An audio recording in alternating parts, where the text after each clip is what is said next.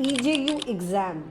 Students think this is the safest path to Japanese universities and it's a guaranteed admission to Japanese universities. There's a lot of misconception and I want to make this video to make you understand how EJU works, what are the risks associated with EJU exam and what are the alternatives if there are risks, if you're not willing to take those. What are the alternative methods that you can apply to Japanese universities? I'm Deepti Singh, your admissions counselor for Japanese universities. So in today's video, we are going to look at EJU exam in more depth and evaluate it from standpoint of a student who is going to appear for it and believe that EJU is the best bet they have. So let me start by telling you that EJU is not a guarantee.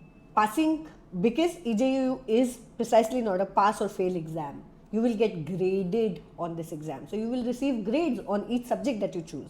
And for many students, I have seen that they want to improve this score and they keep giving this exam again and again. It costs them time, it costs them money, and they are not sure how this will help them in university admissions. Let me tell you what EJU exam is. EJU exam is basically an admissions exam for Japanese, common entrance exam for Japanese universities.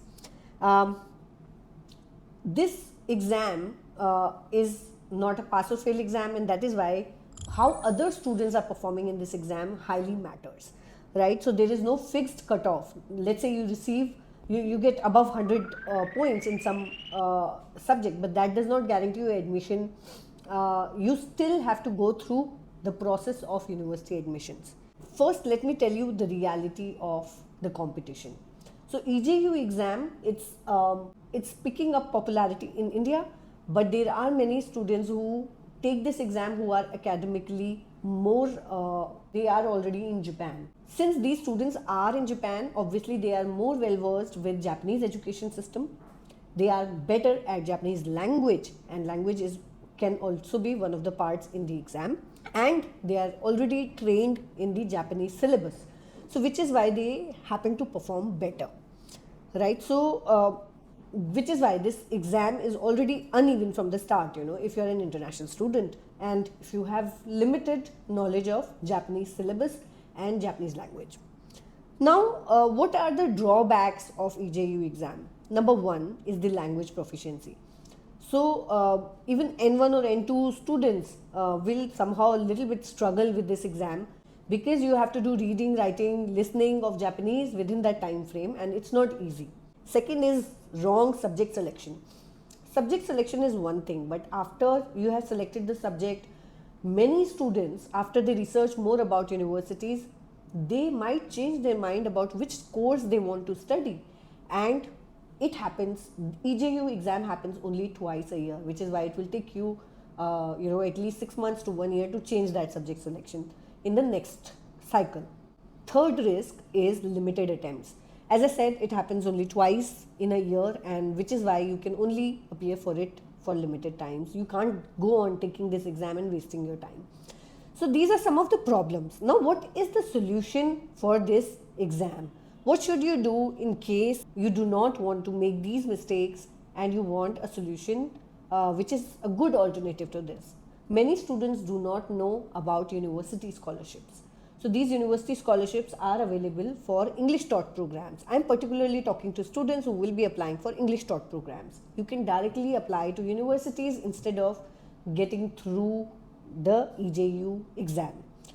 University scholarships, they range between 10% to 100% tuition waiver, and you can apply directly. These programs will be English taught, and you will be even after EJU, you will have to anyhow go through the entire application process of a university, which is document screening, interview screening. If there is an exam, you have to appear for that. So all of that still holds good in case you take EJU.